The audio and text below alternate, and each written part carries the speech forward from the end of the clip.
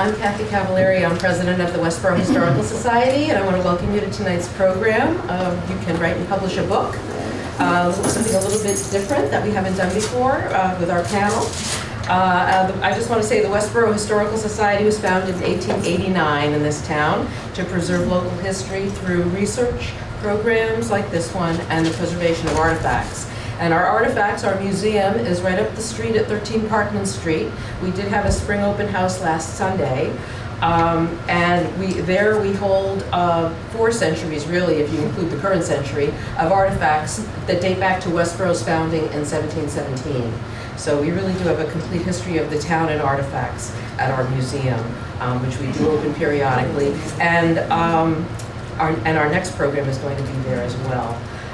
Let's see, so for more than a century, the Society's mission has been to celebrate local history and bring that history to life through monthly presentations like this one, which we do September to May, basically, and then Sibley House tours and special events.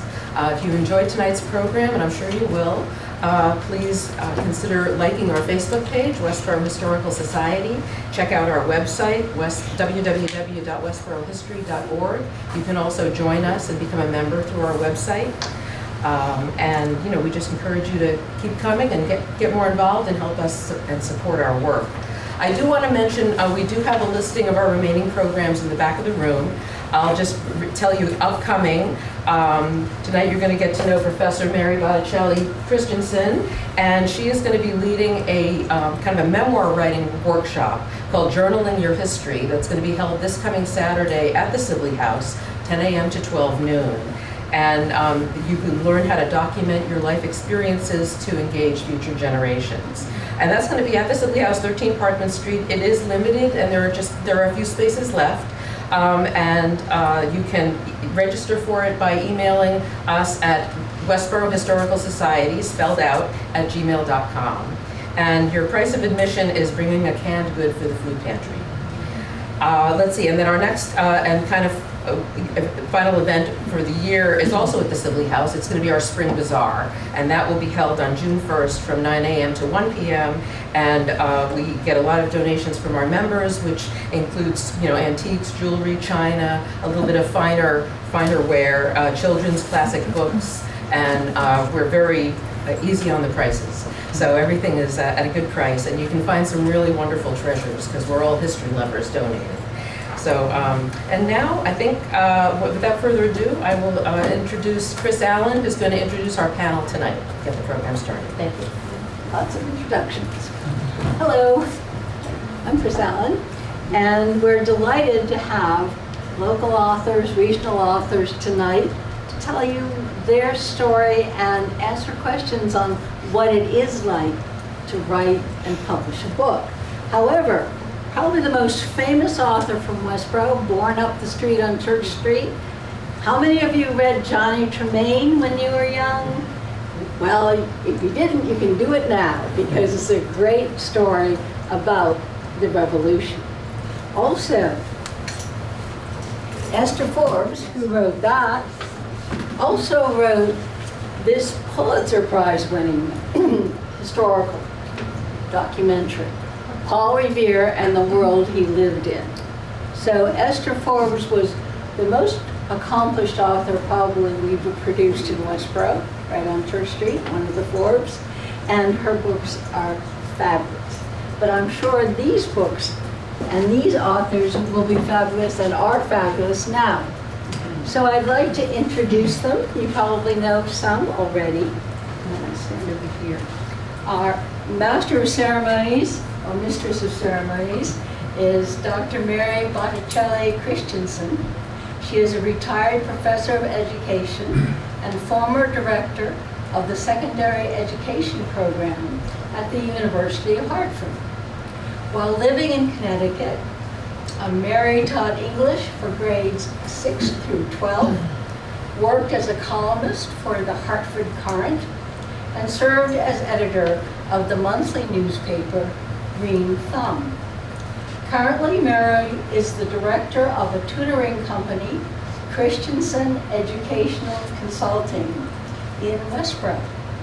She has taught memoir writing for more than 6 years and has published her work in regional literary journals as well as academic journals on higher education. Mary hosts the Westborough cable TV show Kaleidoscope, perhaps you've seen it, and created the podcast, quote, When the Pandemic Came to Town. So some of you may have been interviewed for that. She was elected as library trustee in March 2024, just last March, in the election. So that's Mary. Next we have Wednesday, I love your name, Wednesday Boateng, who is an author hailing from New Orleans, and she proudly embraces her heritage from Ghana. She currently resides in the Boston area and is driven by her passion for literacy development and representation. Her first published book, which is C is for Cowgirl, was a co-authored project, followed by the Little Kofi series for children. These stories showcase her commitment to engaging content that nurtures a global mindset among young readers while celebrating the vibrant West African culture. After being home in Houston, Lagos, and Atlanta, and her experience as a periodic homeschool mom, Wednesday draws her inspiration from her roles as parent and educator. This allows her to craft stories that are not only culturally relevant, but also connect with academic learning objectives. She's excited to share her stories through pop-up readings, school assemblies, writing and culture presentations, early childhood literacy talks, and more. So that's Wednesday. Next is Jillian Hensley, whom you all may know, who lived in Westborough 33 years. 33 years. Yeah. And her children are the youngest, a child. Jillian Hensley was born in Pretoria, South Africa. In 1979, she and her husband moved with their 4 children to Westborough. Shortly after their arrival, while exploring their new neighborhood, Jillian came across a rock at the entrance of the high school. That rock commemorates the capture of 5 people by the Indians in 1704. Jillian's lifelong interest in history prompted her to find out more. When she discovered that the captives were children of the Rice family, the earliest families to settle here, she continued her research. Over many years, while pursuing her career in public relations, she accumulated information. When at last able to devote lots of time to developing a historical novel, her imagination, based on her in-depth research, linked the Rice Boys to the 1704 Deerfield raid through the letters written by her fictional Jesuit priest, Father Vincent, to his brother in France. The resulting book, In This Strange Soil, was published in 2016. So Jillian has copies of In This Strange Soil. I think many of you know Phil Kittredge, who is a historian and photographer, and Phil is a Westborough native and a graduate of Westborough High School. After graduating from college, he was appointed to the Westborough Fire Department, where he worked for 42 years before retiring in 2013. Phil is a local historian, and his collection of Westborough images and photographs has appeared in numerous books and publications. His collection includes 600 glass negatives, 500 mounted images, 130 stereo views, and figure this out, 3,000 postcards of Westborough, vintage postcards. His first book, a photographic history of Westborough in the Images of America series, was published in 2020. Phil is currently working on his next book about Westborough and the Massachusetts State Reform School and the Lyman School for Boys in Westborough, the first reform school in the country. He resides in Westborough with his wife Donna, and as you may know, has been instrumental with establishing and directing the Westborough Food Pantry for many years. And last, first, storyteller and retired teacher, some of you may have had him, who knows, Tom Salvemini, wrote and published the children's book, Band of Gorillas, which examines the curious names given to animal groups. He worked as a third grade teacher in Hastings School in Westborough for more than 25 years. Salvemini saw that his students had fun while learning, and they learned more. He believes that reading is the key to knowledge. Besides writing books to engage children's imaginations, Tom lives in Westborough with his wife Sue and enjoys hiking with his family. Currently, Salvemini is working on his second children's book called Conceivable. So we're very lucky to have all these fine authors, and I'm sure they have a great deal to share with you. Thank you. Okay, well, thank you for being here, and on behalf, as one of the library's trustees, I'd like to welcome you to the library as a partner with the Historic Society. But I'd like to take a moment because the Historic Society is having a historic moment. Their president, Calvin, stand up, okay, is leaving our town to move to a warmer climate, and so we're going to be sorely missed in the town and at the Historical Society. So I wanted you all to have an opportunity to give her a big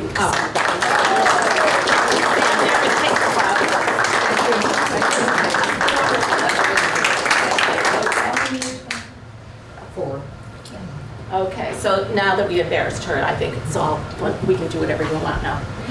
What we're going to do for tonight is that they're going to be asked certain questions from me about getting them talking, and then we're going to open it up for you to ask questions. In the back, there are some magazines that I brought that I subscribe to on writing and publishing. There is a sign-up sheet on the other table that I have this nice little packet about. It's called Publishing 101. And while we're talking, I will go through it, but I didn't want to make zillions of copies and waste paper, so give me your email and I'll shoot it off to you. It's about 8 pages. It includes the names, addresses, email addresses, and phone numbers of 7 different publishers that I spoke to and said, I have these people, and they said, have them call us. So they gave me all their tips. Plus, I have a little, at the end of the piece, I have a little activity for you to do. So I'd like to start, the teacher in me, you know, can't help it. We're going to start talking about first, what was the absolute moment you knew you had to write? Okay, can you think about that time?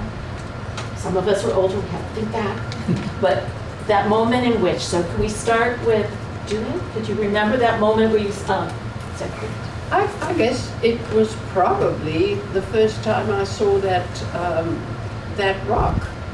It was something, a situation I had not come across in South Africa with people being captured and taken away, and I just, whether I knew I knew I would write something about it, but it took me a long time to accumulate the kind of factual, the facts that I needed, and then I went to many libraries. I read up on the Jesuits and that sort of thing, and I tried three or four different ways of writing, so it took a long time. but all the time I was determined to write this story. And it was only when I came up with the fictional character of Father Vincent that it really took off. Okay, thank you so much. Now, you can imagine that, did you have any previous writing experience? Some, yes. Well, I did PR stuff and that sort of thing. So it got you writing? Yes, Okay. it got me writing, and I've always loved to just sort of write letters and things like that. So, yeah. Well, that's wonderful. And we're going to come back and talk about the rituals they may have and how they prepare to write, because that's also important. Then we're going to shoot down to Phil. That's not fair. There's two people in the I want to ask you about, in the firehouse, you see that you wanted to write about. What was it, and how did that emerge, that you wanted to have a book? I can honestly say that none of my experiences in the fire department are the result of this book.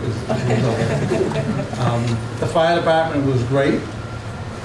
There's 1,000 different stories, but that's not what got me interested in this. What I have to admit, Chris, right up front here, and I worked for quite a while when she wrote her book, and she's being very modest, but it is the definitive book on the history of Westborough, believe me.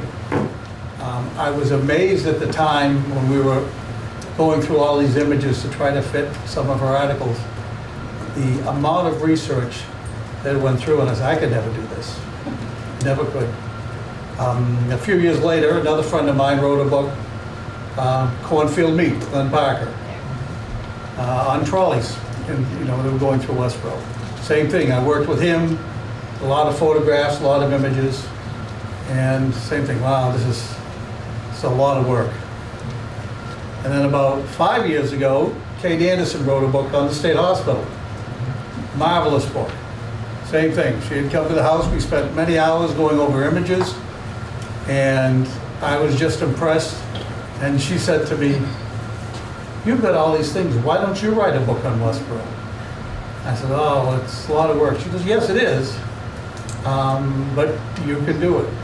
And I thought about it and sent a proposal to the authors, and then there is a process before Arcadia Publishing decides whether they want to do a book on your subject.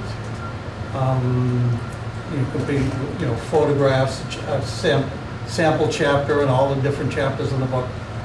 And they said yes, to my surprise.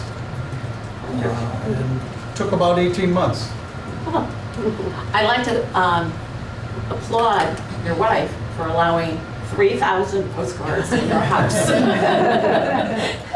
Well, that's love. And unfortunately, and here's the best thing, my entire collection is all coming to the library, where it'll be preserved and available, and with proper archive storage. As a matter of fact, within the last month and a half, I was able to acquire a 1857 lithograph of the Massachusetts State Reform School that was built on the shores of Lake Johnson. That has all been professionally framed, archived, and museum quality framed. So when that comes that way, along with 3 or 4 other old lithographs of Westborough, hopefully the library will have a place to display them. So. Now, did you hear that so far there was an inspiration, but then the research? Remember when you were perhaps in secondary education and then college education, and they said research, and no one, no, thank you. If you want to write, whether it's fiction, nonfiction, biography, memoir, you still got to do the research. So now we're going to come to Tom. It's funny that you asked for an aha moment, because the last group I spoke of 2 aha moments. I taught 3rd grade for 22 years at the school right down the street, and when I would teach the virtues, if I taught honesty or integrity, I'd have Chief Gordon come in and talk to the kids about how integrity and honesty played a role in his function and his interactions with the community. If I talked about empathy, I'd bring in Marianne Burrett, who was our school guidance counselor for years. And it was just that real experience. Now, when I taught perseverance, I would tell the kids, I would set what we call the hook in teaching. I said, guys, the guy that's coming in is a skydiver. He's a scuba diver. He's been on Big Cat Safari in Africa. He drives a Maserati, which they laughed at because I had a beat-up minivan, and they just got the biggest thrill of that. And that would set the hook, and they would be so excited to hear from this man that was coming in that did all of these things. And the day he came in, the reaction was always the same. He wheeled in because he was a quadriplegic. And the room would be dead silent. And I listened to that spiel of him talking to the kids about how everything in life is conceivable. And that's the attitude he took since college when he jumped off a river bridge and the water was much shallower than he thought and he broke his neck. His license plate is phonetically spelled on his card, conceivable. A whole nother story about that, but I'll let it go. I had heard the spiel 100 times, and then about 7 years ago, I was sitting in the back of the room, kind of just doing my thing. I had heard his talk, and all of a sudden I'm going down my mental checklist. What are the things in life that this gentleman's done that I have not done? And I just started thinking of a bucket list. And I'd always wanted to write a children's book, and I thought, you know what, this is ridiculous. So the next morning I went into the district office and I asked for sabbatical. And they granted it to me, and I spent the next year talking to local artists, illustrators, finding out what kinds of things you needed just to know to get your feet wet. And made a ton of mistakes, and the one thing I'll tell you that I'm probably different than maybe Phil, I self-published. So I'll be upfront with you. I had full control of everything, which was really great, but I paid for everything. It was not cheap.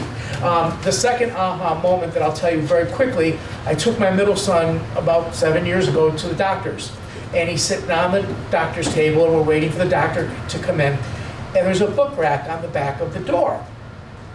I pulled out a children's book, and I looked at it, and the illustrations looked like they were done by a third grader. And the writing was very what we call pedestrian. And I said to my son, Nick, I said, you know what, Dad could at least create something this good. I turned the book over and had won 4 awards. And that was an aha moment for me that I could probably create something, might not win an award, but something I thought of value. And that was my goal in writing. Didn't have to sell any copies beyond my family. But if I created something that I was proud of, that was good enough for me. So my second book, hopefully coming out in November, will be about David Lowy, who's a resident of Shrewsbury, and the book is called Conceivable. And it's basically the story of everything that I just told you about that went on in my classroom, from setting the hook with the kids to him coming in and really having an impact. Kids to this day still talk, as young adults, they talk about David's visit to our classroom. Thank you so much. Wednesday, I want you to explain, sometimes an author will choose a pseudonym for their books, especially if you're writing memoir and you've written something about a relative and you don't want them to know it was you. Not me personally, but I know people who've done that. So I wanted Wednesday to tell you about her name, just so you knew that she wasn't using it as a pseudonym. So just tell us that and go into your story about writing. So if I say A-K-U-A, how would you pronounce that? Akua. Okay. So that's my name, A-K-U-A. And I got all those versions. But my dad is Ghanaian, and it's a day name, and it happens to be a girl born on Wednesday. So they give a day name for the boy. The boy's name is Kweku and Ikuya. And the K and the U makes the Kwe sound in the language of Tree. So I've been going by Wednesday for years because it also helps me to talk to people about my Ghanaian culture. Because when people say, oh, I'm like, yeah, that's one way that you can think about Wednesday. But I'm also, using that name because it is the meaning of my name, Ikuya. And so I'm just curious, who in here has already published a book or has a book out? Because I don't know. Okay. Who has a manuscript ready and waiting to roll out? You ready to go, kind of, don't, okay. And then everybody else is just supporting cast, or, okay. My daughter came to me when I was pregnant with my third child. She was around 5 or 6, and she said, "Do black girls ride horses?" She had already been on a horse before, but her question came to me as a shock because I have cowgirls and cowboys. My mom is from Natchez, Mississippi. And I said, "Yeah, of course." She said, "Well, I don't see any in the books, and I was just curious to know." And so that was the research. I had to start to find out. I was thinking I was going to find a book for her, and I couldn't. So I wrote one. And that is co-authored with 2 women from a group called Cowgirls of Color, because I didn't know what it was going to be to write a book. I did not expect to ever become an author. It was not on my bucket list of anything. And so they were really instrumental in helping to push the story along. And we also self-published. Both of them had been published before. So I pulled in a team of people who knew what to do. They love the idea and the concept. They are actual women who go to rodeos and who do barrel racing and all this stuff. So they're tough women. They laugh at me because I honestly am not into it as much. But we have the book here now for all little girls who want to see if a black girl rides horses. They'll see it in the book. So in these 2 lovely folks here, we've seen not only the emotion and the dedication that the other 2 have, but in a different perspective of wanting to change the future with children and writing something to change their view of the world through their eyes. And it was either an inspiration brought on by someone else, or a rock, or a child saying, well, handing him a book and says, I could do better than this. Or having those 3,000 postcards in your house and all of those. By the way, did you inherit those or did you collect them? I have collected Westborough items since high school. Okay. Again, kudos to his wife for supporting that. All right. Now you heard up here that and you're going to have a chance to talk in just a second, but you've heard different formats of being published. There was self-publishing. So in the little booklet that I'm going to send you, there's a page about self-publishing and what the requirements are and how much it's going to be. There's another section about finding an agent, which would be your person going to the publisher and doesn't get paid till you get paid. Then there's the vanity publishers, which is a little bit different than the self-publishing. It's where they try to entice you to come to them and they'll do everything for you. And there is one of the publishers gave me a list of things to do to make sure that they're legitimate, because 99 and 8.8 are scams.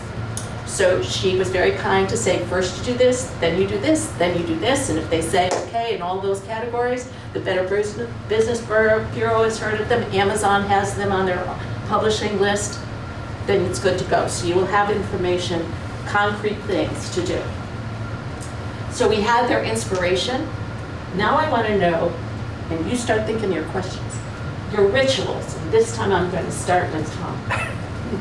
Where do you go to write? Do you have a specific time? Are you disciplined? Or are you one of those wackadoodles who just says, I got an idea and I have to do it? During my year off, I spent so much time in the Shrewsbury Children's Library section that they came up to me and thought that I was probably a person of ill repute. And I had to explain to them that I was there doing research for a children's book, and that was good. But that's literally how much time that I spent in the children's section, this man all alone by himself during the school day. The thing for me was, during that time, I think I wrote 4 books. I hammered out 4 stories of different degrees, but this one is a rhyming picture book using simple couplets, which is 2-line rhyming poetry. And it would be the easiest one for me to bring to publication, so that's why I chose to do Band of Gorillas first. The other thing was, in my classroom, science was the cornerstone of my classroom. Even though I taught all of the subjects, kids just love science, so I really wanted to do something with a science bent to it and humor. Those are 2 things that always go over well in an elementary classroom. Very good. Jillian, what was do you have a ritual when you're writing? Do you have a special desk, a time of day? I'm just reading this book about the effect of ritual and how important it is in creativity. So that's why I'm throwing in this question, because you have to have some way to push out the exterior world. So did you lock all your children in a closet and say, now I can find anything? I didn't really start writing seriously until they were pretty grown up. I mean, you just don't have time when you have four young children or teenagers. But I needed to see nature. I needed to sit by a window where I could look at birds and flowers. And I played Gregorian chant because that allowed Father Vincent to really write his own story. My brain was in neutral. Yeah. That suddenly brought back memories of parochial school. Gregorian chant. Thank you. Wednesday. And you still have little children, so Yes. what's your ritual? We finished this story in 2019, and I will say that I call the Little Kofi series my pandemic baby, because I have 4 children, and it is not easy, like she said, but we were kind of at home a lot anyway. I did most of it after they went to bed, so it was evening time, after it was quiet, and I would say, for me, I am kind of, stuff shows up and comes to me in all places. I'll even wake up in the middle of the night and put it down on my phone and put it back and go to sleep. And then I can't sleep, so I get back up and then I try to finish it. So when it comes to ritual, I try to be organized and set aside time, but the thoughts come to me at the weirdest moments of the day, and I just try to make sure that I capture it so that I can keep it right there. Phil, where do you sit on all those postcards? I'm obsessed with these I was going postcards. to say. Believe it or not, there's 4 5-drawer lateral file cabinets in my basement, and floor to ceiling, and they're full. Now, in addition to that, there's another half a dozen 2 by 2 by 2 foot totes stacked up with mounted images. And one of the things that I'm always looking for things in Westborough, always. And I've been very fortunate. You know what, a long time ago, when I was much younger, I was very interested in Edward Rowe Snow. He did a lot of historical storytelling about New England, very prolific, about 40 or 50 books. I actually would go down to Boston and ride with him out to George's Island while he would give his tours and talks. And I got to know him, and I would buy his books. I got my names in the different bookstores across New England, and the books would, and Edward Rowe Snow book, they'd call me, and I had a beautiful collection. Well, I did the same thing with books on Westborough. I got my name out. Within the last year, I picked up 2 copies of it. It's called The Prisoner's Friend. It was written in the 1850s, 1860s, and they were monthly magazines, and then they bound them into volumes. But there were 2 complete sections, 2 big articles about the State Reform School, with history and information there that's just not available. I also picked up another book by, it was written, very small little green book, written by the minister at the State Reform School in the 1850s. And he has 2 chapters in that book dealing with the boys, the day-to-day life. Things that just are not available anywhere. And I have files in the file cabinet of this about the Reform School, this about Lyman School, this about all of these different things. And if you keep reading and keep looking, it's you just build it up, and then I find the right information to go with the right photo. So this is an example that no one has to follow someone else's style of working. There was that English teacher you had, or that English professor, sorry, who said you have to do it this way, you have to do it that way. It doesn't happen that way. We have Stephen King, who had to write in his kitchen in Maine on a rickety folding table where his knees were hitting the top of the table on a typewriter. And he had a nail sticking out of the wall, and every time he got a rejection, he put it on the nail, and pretty soon it was fuller and fuller, and he'd just take it out and put another nail in and keep going. Because one day, someone said yes to Carrie, and then it was off and running. So don't think that we're talking about this to make you say, oh, I better do this. Just the two most important things. Don't give up. Keep with your dream. Do your research to make it authentic, whether it's fiction. One person, like me, in the middle of the night, gets an idea. You have to get up. Phil thinks about it and does research. Jillian did research. Tom, not so much research. Came from his gut, just trying to do it. So now you have a choice of how you're going to deal with it. You're going to have the next few minutes, if you've all been thinking of a question. Okay, so let's, you know the people, get a question. Raise your hand so I can play teacher because I kind of miss it. Okay? Anyone? Let's see. Yeah. Yes, hello. So, I've got these two children's books in my head. They were songs I used to sing to my kids when they were young, and one day hit me like a ton of bricks. These would make good books, right? Wrote them out. I have no idea how to find an illustrator. That's my problem. And it's a lot like you, Tom. I just want this for a legacy for my kids, right? It's not about making money. I know I'm going to be paying for this myself. It's not about making money, but I don't know how to illustrate this. So I went in, I went onto Skype. They have an AI bot. Not that I'm going to use them, but I was like, draw me an illustration of, this scenario, which is like one page in my thing. And I'm like, oh my God, this could work. And so I have all these, I have this whole song that I turned into a book, or into a story, I suppose. And I put pictures, and I'm like, oh my God, this might actually work. And I showed it to my 9-year-old grandson. And because he thinks it's ridiculous, I'm always singing the same song to him, and he hates the fact I'm always singing songs. But when he read it, he was like, you could see in his, like, oh my God, this is actually a good book. And he loves to read. So that's when I'm like, yeah, I need to find an illustrator. I need to figure out how to publish these things. So I have 2, and my brother has one as well, so that would be 3, because his book, or his idea for a book, sounds really cool. He just has to write it down. But how do you find an illustrator? First thing is, this is for everybody in here. Everybody has a story in them. Believe me when I tell you, especially teachers, because you just live these things that happen day in, day out. So don't think that you don't have a story in you. There's 2 websites. One is called Fiverr. The other one is called Upwork. And artists post their portfolios online. You can reach out to them. And I got very lucky. My first book with a guy in Chicago. I liked his artwork. I sent him, we got talking, and I told him what I wanted the cover to look like. And he said, well, let me draw you up a sketch. And this was the sketch he sent me. And I thought, oh my God, that guy just reached right into my mind. Exactly, yeah. And that was it. I liked his style, and he had my thinking in his mind.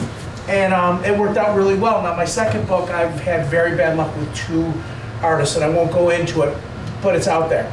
The other thing that I found that you have to understand is it's not as simple as just drawing a picture.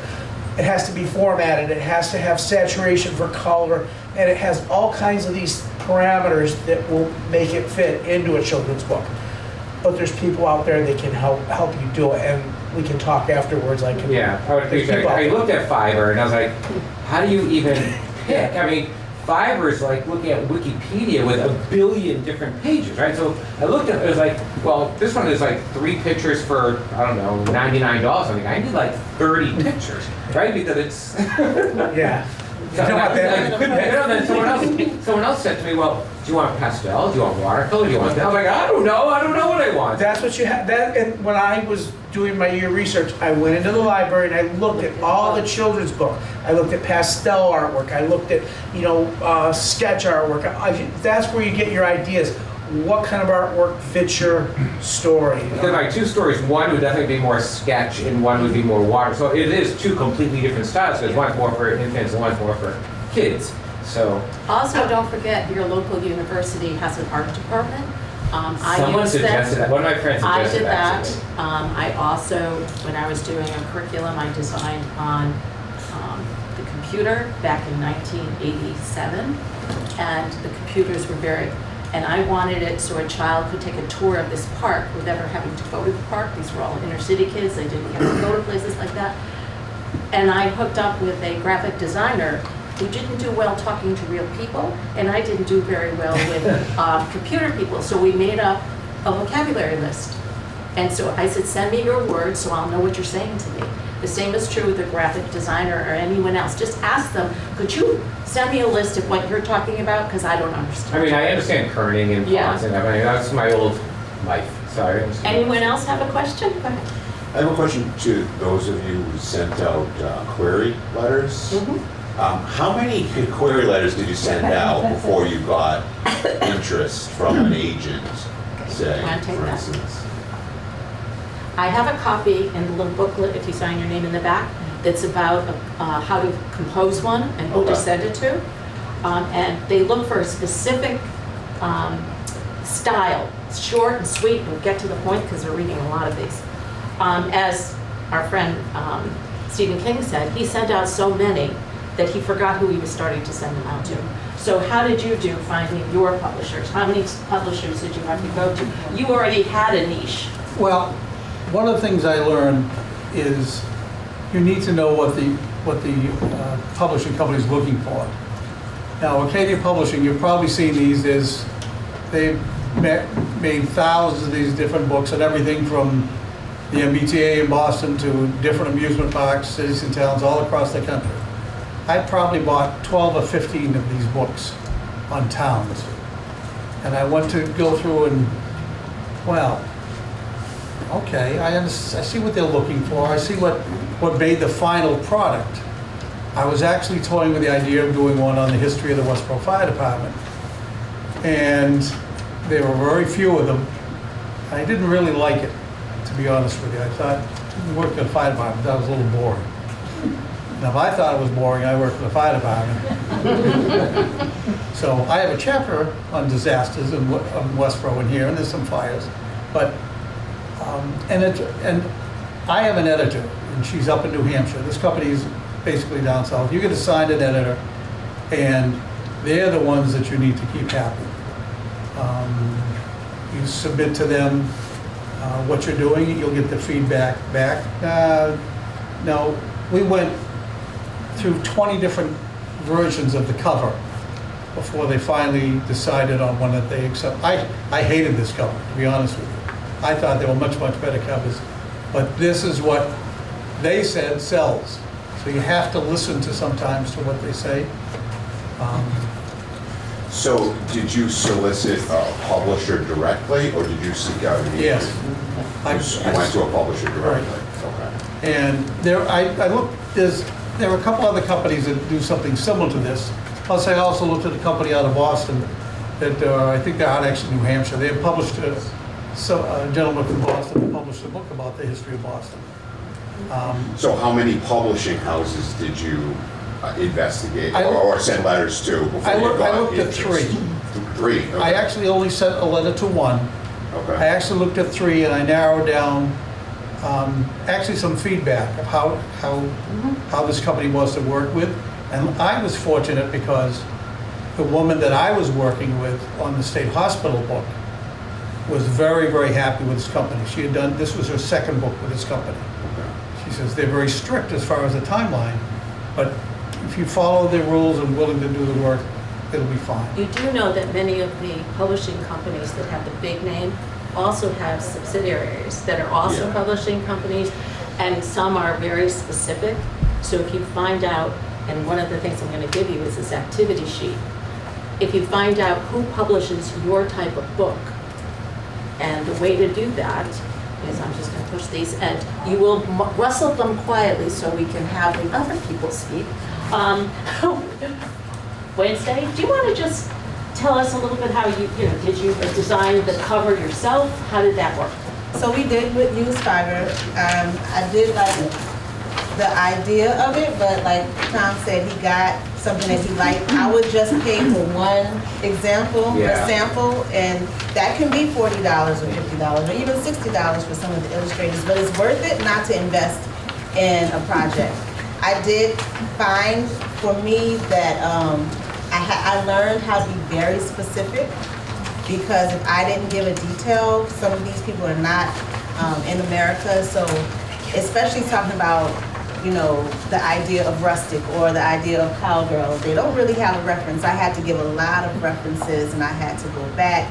So I have a friend who hates Fiverr because he's like, the time you spend in explaining something, you could just pay extra and have someone do it for you. So it just depends on your budget and your patience, I guess, and your ability to pay attention to detail. Because once I learned what could be missed, I made sure that I communicated so clearly that I didn't continue to have those problems. But in the beginning, I was getting all types of images. And then like halfway through the book, they just made the girl look different. The character just changed. And I was like, this is the same book. It's the same. Why didn't her, you know, so it can be a story in itself. Jillian, when you were doing your cover, where did you go? Did your publisher take you through it? To my daughter. To your daughter? Is she here today? She's not. She designed it for me. Luckily That's for you, awesome. you have a designer and a daughter that paints. But as far as getting it published is concerned, when I got my book to a certain stage, I had the structure and had written a lot of it. But I knew something was missing, so I joined a writers group. And I got really good input from them. And it was run by a woman who'd already had several books published. And she just contacted her publisher and said, you've got to publish this book. So I was lucky. Surround yourself with your people. Those who write, those who are artists, those who write poetry. We have someone here who's had her poem published in an anthology. There's all types of writing. I remember the first time I was a freshman in high school that I saw my name in print under something I had written. Unfortunately, with my high school graduation picture on top of it, in the Hartford Courant, which was the state newspaper, they hired me to interview other college students on what was happening on colleges' campuses during the Vietnam time. So every week on Saturday, you'd open up the paper and I would be so excited. There was my picture. And then, of course, my article with my name attached to it. And it was just, every week I would say, okay, it's not going to be the same. And sure enough, it was. And so it went on, and I had a column when I was an adult running my nonprofits. But I have to tell you, the two things I always brought to every career that I've had. I brought a library, and I started a newsletter or a newspaper in those days. And then here we have technology now, so you can do an actual on screen. And in order to, right now we're producing, some of my team is here, a literary magazine for Westborough called Ampersand. And we knew nothing about how to get it digital and on anything. So we went to Assabet Vocational High School. And those kids were so amazing that they designed everything with us and were so highly professional. I was so impressed. And they taught us so much about how to do it that we'll be premiering the computerized version very soon.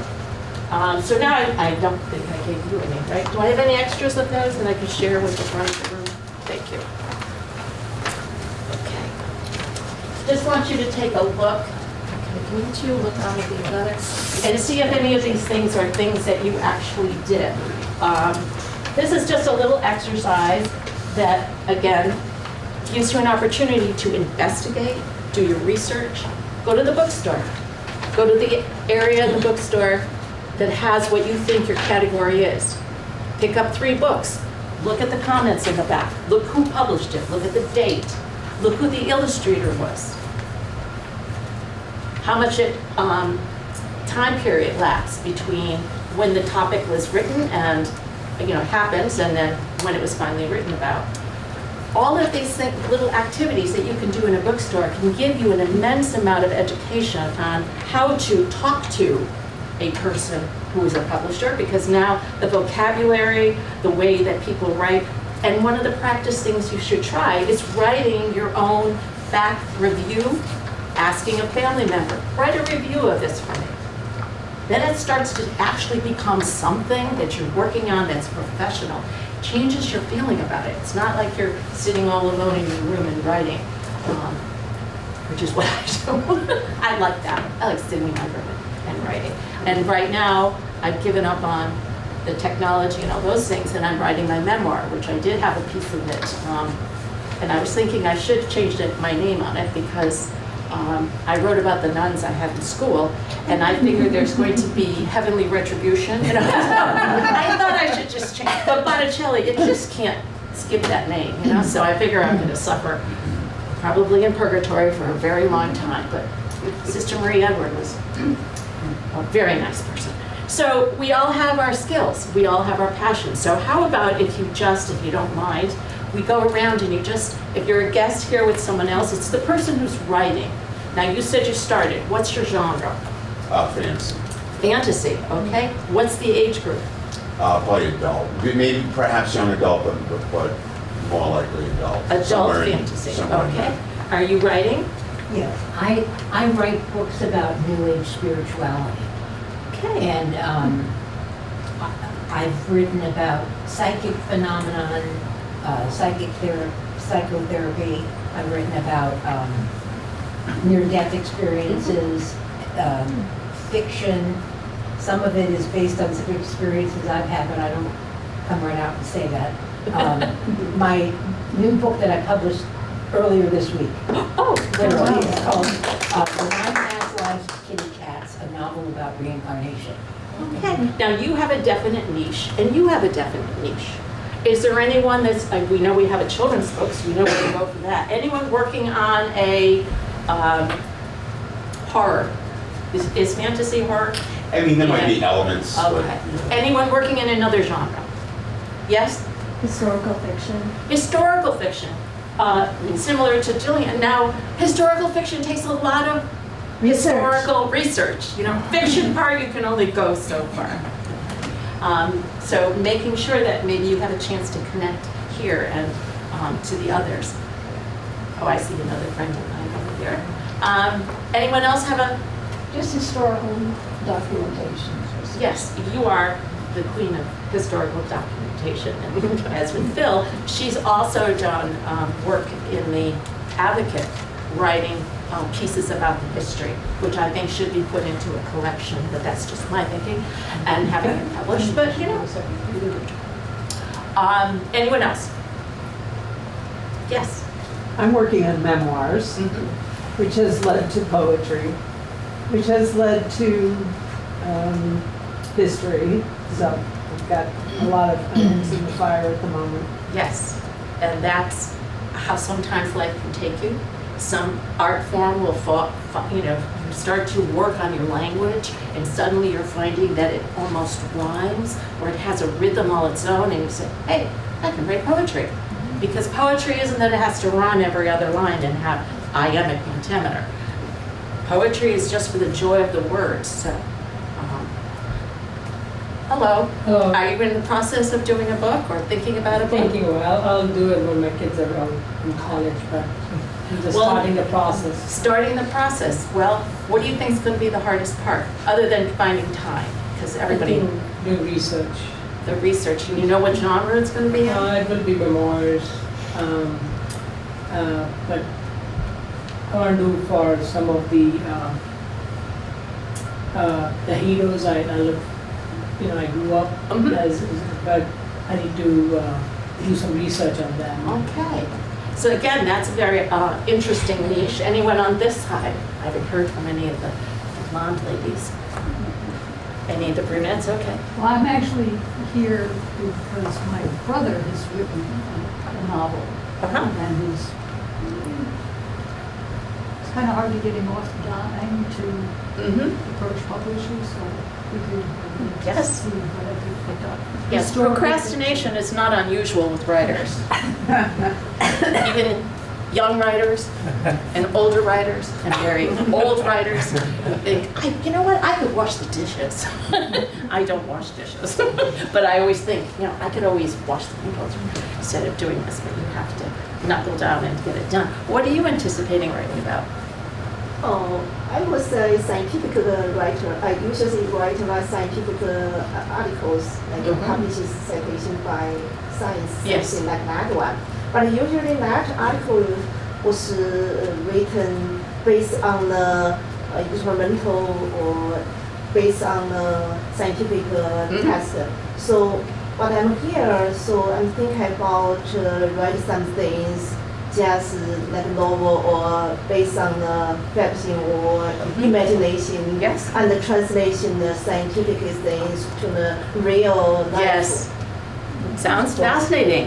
I think it should be a scientific based, but fantasy, you know, where you just create some wonderful thing that would make us all young again, but old in your head, you know. I want to be young again, but you know, in my head I want a little more age. Are you here too as a writer? Yes. Oh, you just hesitated. You just went, yes. Say it again. Yes. Good. That's what I like. Good for you. Okay. Always love to write. I published some articles, but children's book is always my dream. Okay. I illustrate myself. You made a new friend. And I like new friends. I like poetry, so I want to combine those two. But I want to stay in the library for a long time. But that's my plan. I don't have time right now, but I feel like I should start doing something. I shouldn't wait postpone for a long time. Don't. And Life intervenes, you know, and you can miss the moment. And the other thing I want to write is spiritual. Okay. And it's not either or. I want to write both. Yes. Because I'm Good. in both areas. Are you here as the writer or note taker? Writer. And what are you working on? Children's book about ice cream. Oh, already. Is it chocolate? It has to be chocolate. It is about the adventures that, the ice cream adventures that I went on with my children. So it's kind of an autobiography, which is kind of strange to write because I'm not really writing it in the first person. But No, there are techniques for writing your memoir in different voices. That it can be third person, it can be second person. You can start with the present and go backwards. You can start with the past, jump to the future, and then settle back in the middle. There's all different ways to write. You already told us what you were working on. Did you tell us what your feelings are about what you want to write? I'd love to hear more about memoir writing. I've been working on two things simultaneously, but one that I think I need the most help with is I worked for a quarter of a century in public health and education. In an earlier pandemic, the HIV and AIDS pandemic, and from my own personal point of view in all of these different milieu that I work, I'm writing things and sort of redacting names as I'm going, because I'm not going to use anybody's names. No. But I would like to know more about the merits of using a pseudonym. Yes. Because I would really like to say what I want to say, but not have to worry that even inadvertently somebody would be stepped on. And you don't have Hello Damnation to worry about. I still can't get that It's not off. for me to know. And how about you? Well, I'm here in an official capacity. I'm on the board of the Historical Society. Oh, well, hello. Nice to see you. Okay. Well, I think we got everything. Yes. I just wanted to say one thing for the group. I also write poetry and short articles, and I do mean short, on medium.com. Yes, we have And that. what? Medium.com. Medium.com. Medium, you just, and it costs a little money to be part of it, but not much. I think it's $15 now. Yeah, it's very little. And then you just go and you write something. They have a whole collection of pictures, like photographs, and you just pick one out to illustrate the article or the poem or whatever, and you just write it and check it a few times to make sure it's okay, and press publish. And what I like is not having to deal with anxiety about, what do I do to sell it? Now, how many people read it is one thing. I have yet to figure it out. I mean, some poems I wrote and nobody reads it, and some, I get 100 likes on it, and I'm like, okay, what was the secret? I've included in the little packet that I'm sending to you a list of not only the name of that magazine down there, which you're free to peruse, but don't take. For example, there's Jerry Jenkins. he will help you write your book. He's an author, he's very funny, it's very easy. You just go online and you can email back and forth. There's Jacob Jans, who does publishing of poetry, and he gave you his, on the sheet, there's everybody's email addresses. There's also, what's it called? Where's that one? Oh, I went to one. Oh, that's the Poets and Writers magazine, and in there, Sue has found numerous connections for finding other memoir seminars, like you all were talking about having, if you have a group of people that know what you're going through, you know, like a therapy group for writers, it helps, because they'll go, oh yeah, I know how it feels to get rejected. You know, it's like any 8th grade boy at a prom, you know, that didn't get to go, or the girl that didn't get to go. And so, I felt that way when I ran for the trustees. That was the most terrifying thing I ever did in my life. I thought, wonder if no one likes me, and I don't get any votes, that would be real, I'll have to move. And I said, no, I've got a list, and I'm gonna do it. And then I was very fortunate that enough people liked me or didn't know me well enough and said, okay. So this is what I have in the packet, how to get a literary agent. What are the questions to ask? How to, you know, what's this one called? The ability to do your proposal, everything you need in a proposal. Because as a teacher, I think you should have wonderful resources and real people to talk to, as well as documents to work off of, and sharing a camaraderie of people. And I forgot my friend back there. So would you tell us, ma'am, what are you working on? Well, I don't know what you would call it, certainly part memoir, part self-help guide. I mean, I can tell you even what the subtitle will be. Yeah. You want? I'm doing Survivor's Guide to Cancer. Yes. And her design is where she gives you real practical experience and then the pathos of what it's like to go through it.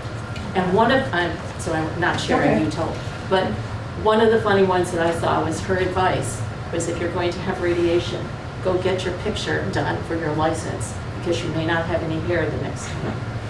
And I thought, isn't that perfect for someone who's going to start this process and never would have thought of that. And then you'd have to live for another 8 years with this memory. But it's wonderful what she's doing. And each page mirrors advice and then real life experience. So thank you. Yes. So I have a question for the panel. Just a little background. My father was an English professor and taught English literature. And we'd always heard when he was growing up that he had written a book. We knew the name of the book was called The Open Stars. I think as a kid I remember seeing the manuscript somewhere, and that was it. He died at the ripe old age of 93, and about a year after he died, I found the manuscript. Big, long, piece of literature, work of fiction. And I passed it off to my brother and sister, and we all read it. And so the question to the panel is, being an English professor, I'm just wondering, was he so self-critical that he was afraid to move to the next step? As I'm reading, I'm thinking, wow, he must have been a very hard judge of his own writing. So I guess the question I have for all of you is, what gave you the confidence to not to almost defeat yourself before you got there? To have the confidence to just say, you know what, I think I'm just going to go, and I'm going to try to keep going. Yeah. But life intervened, so maybe something happened and it's now your job. You might have just procrastinated. Yes. Well, probably, But there are ways to get it published. Right, but I'm wondering for yes, these so tell folks us, what gave you the courage to go on? Oh, definitely the writers group that I joined. They were wonderful. They were all, struggling with their own manuscripts, and they definitely helped me not only to give much better shape to my story, but encouraged me to keep going. And I think that's really crucial. If you're doing a long project like this particularly, But I know your dad's writing from something I have, and he was a magnificent writer. To actually get something. Yeah, so. I was going to say, something I told my third graders and the lady over here, I used to tell my third graders all the time, jump and a net will appear. Meaning there's no perfect time, just jump, go for it. What's the worst thing that could happen? Is you can fail. So, but a lot of people wait for that perfect time in their life and it just, you'll never get off the ground at that point. So just start. Once you start, it's like the saying, a journey of 1,000 miles starts with one step, and there's a lot of truth in that. Wendy? I think similar to what you were saying, I have the grave robber mentality where I don't want to die with a story inside of me. I want to make sure that it's out in the world before I leave it. And then I would say that the idea that it was needed, like this brown girl on a cover on a horse could impact someone's vision of what they could do. Like that kept me motivated to make sure that we finished it. And I think also when you have an idea, somebody else will have the idea, right? So if you don't get it out, even though they can't do it the way you can, they can't have your memoir, they can't have your story. But if you wait, somebody else could come up with their version of their story, and then you feel even less inclined to share yours. So I'm like, I'm gonna get mine on out there. I guess the big thing is be enthusiastic about what you want to do. If you're not really into it, don't do it.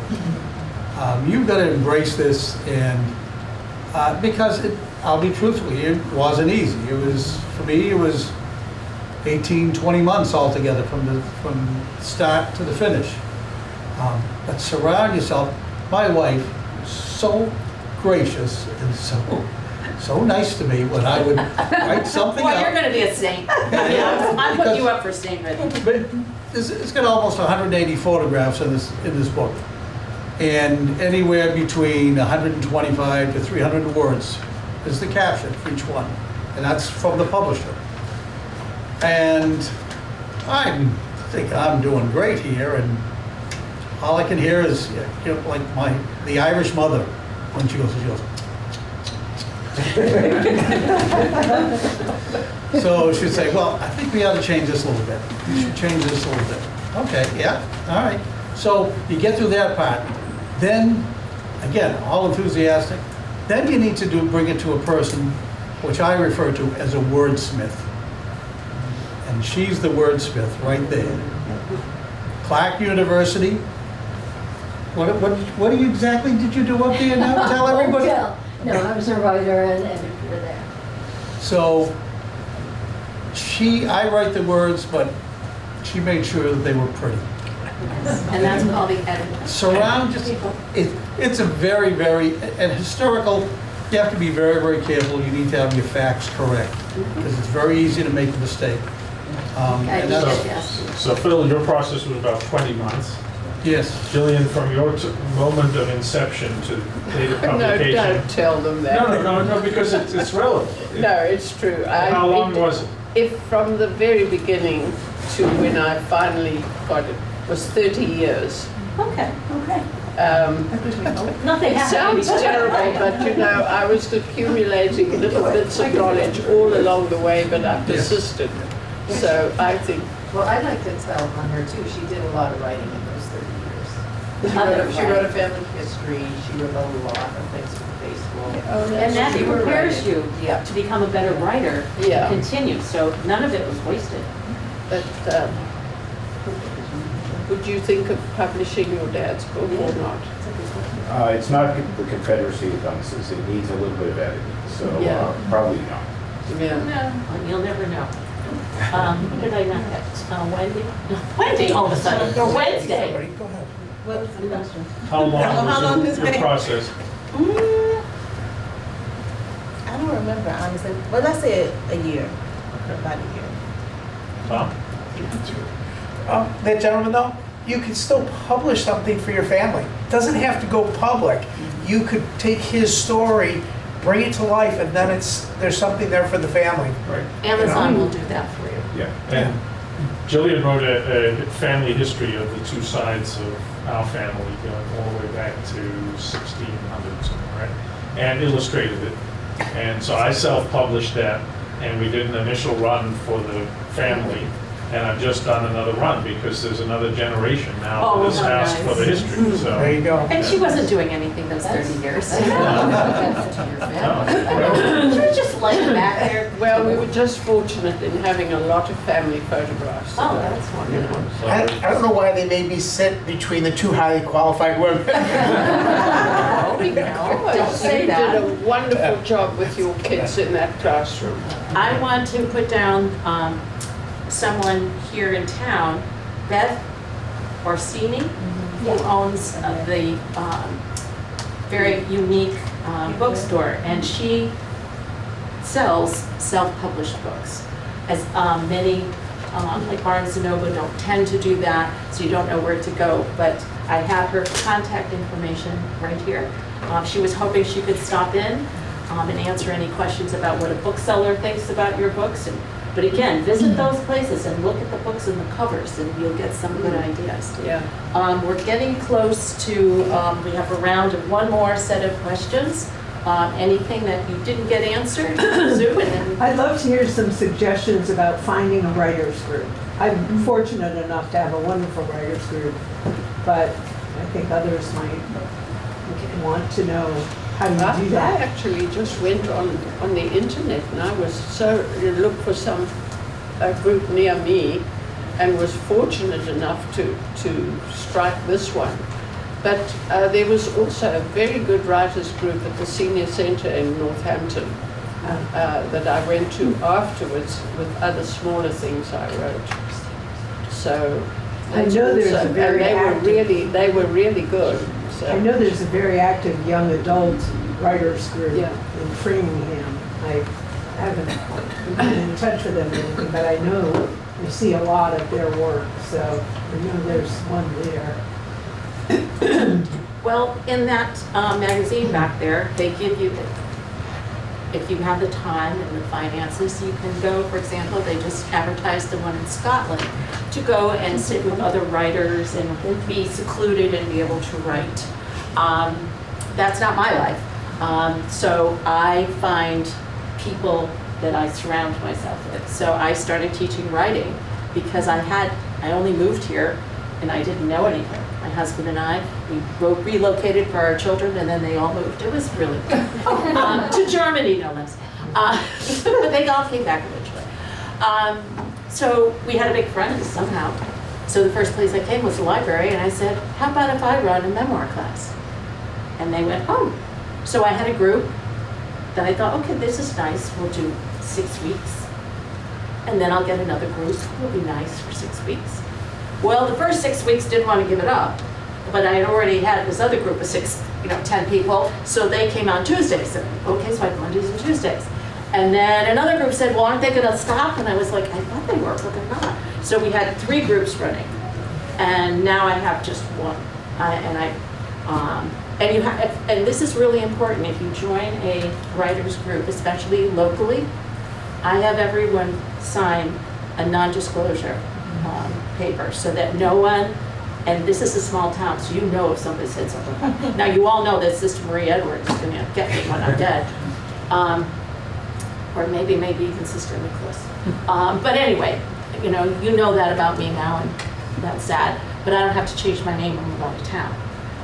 Sometimes that's how it feels if you hear something about yourself or something personal you wrote. So make sure if you're joining a group that they respect the boundaries of this group and that they sign and say, no problem. Because I said, I'll know, because someone will say, did you hear about, okay, somebody in that group told.